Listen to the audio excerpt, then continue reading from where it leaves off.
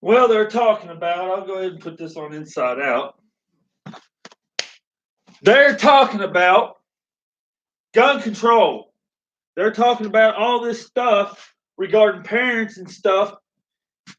Clinical professional bullying. It's where they give plea bargains, sanctuary status, and exasperate the need for such implementations of border walls.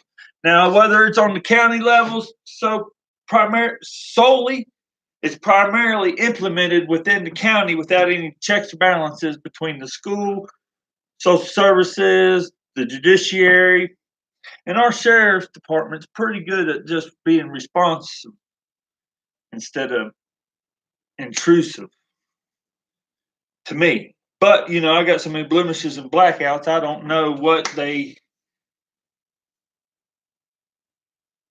list me as or anything like that. I'm not a felon, so I very rarely have any misdemeanors. About any conflict I have is somebody just wouldn't back off of me and come on. It literally just pushed all the way into me. And normally I take the first hit. And if they're real small, I don't even do anything to them. But you know, we keep getting all this special interest in this county. For one, I mean, it's constantly. It's not these. It's just constantly clinical bullying, and now they're trying to put the mental health industry on super steroids so they can determine the proper aptitude for Joe Blow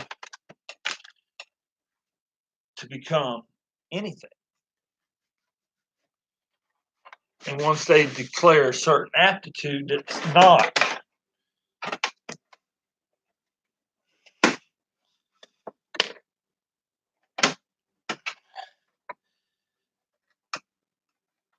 equivalent,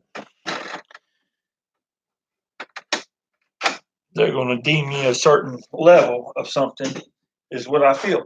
But what really messes me up, other than that extreme, is the clinical deficiencies we have within the professional staff among the United States clinical public servants.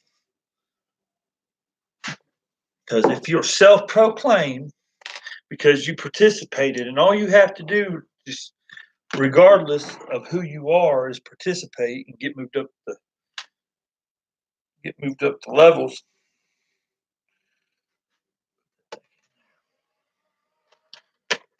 We got a clinical problem. Now let me try to break this down.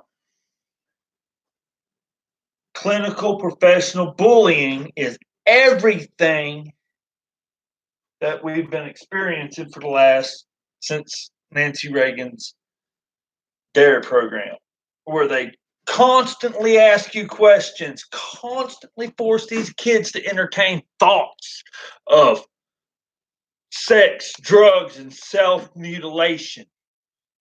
Constantly. Now, this is not the Bill and Ted's Excellent Adventure of the Future. Did you know you can overload on good hormones because you haven't indulged?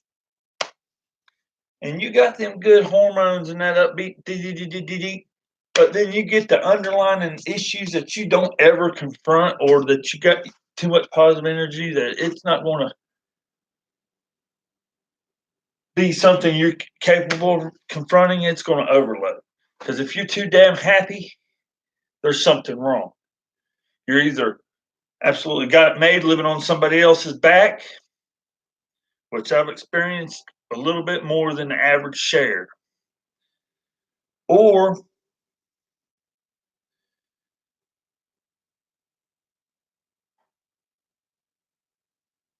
you're crazier than shit, and I'm going to try to get away from you.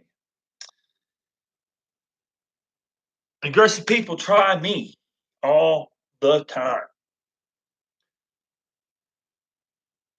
All the time. They try me all the time. I don't try them, but I don't take them. I don't give an inch.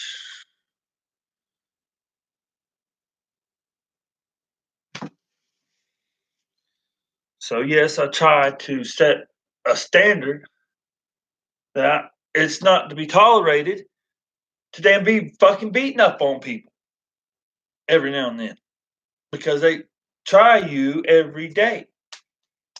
And they know that you're so undermining your own geological beginnings that they can get away with anything, I guess. Everybody just knows, hey, we can just get away with anything on this guy. The court won't even subpoena witnesses to events. They aid and abet through sanctuary status and plea bargains, assaults and drug peddling constantly in this community.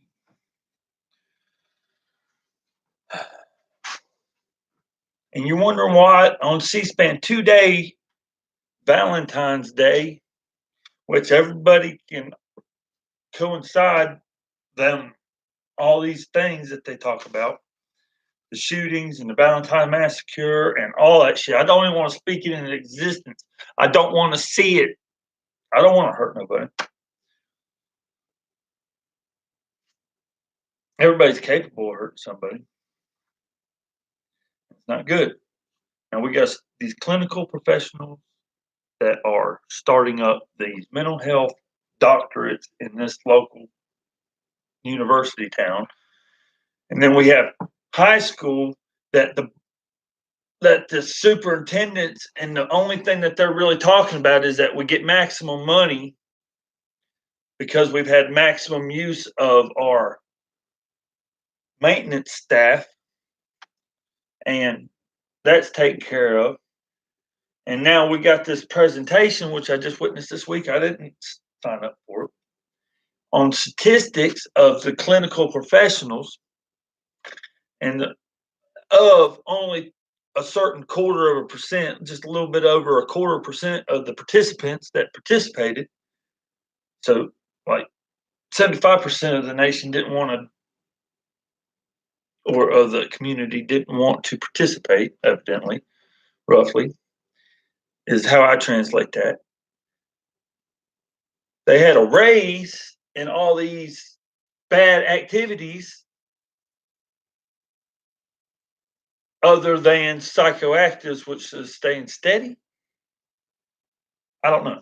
But the main thing to take away from it is the questioning and the clinical bullying that the students had to endure since fifth grade.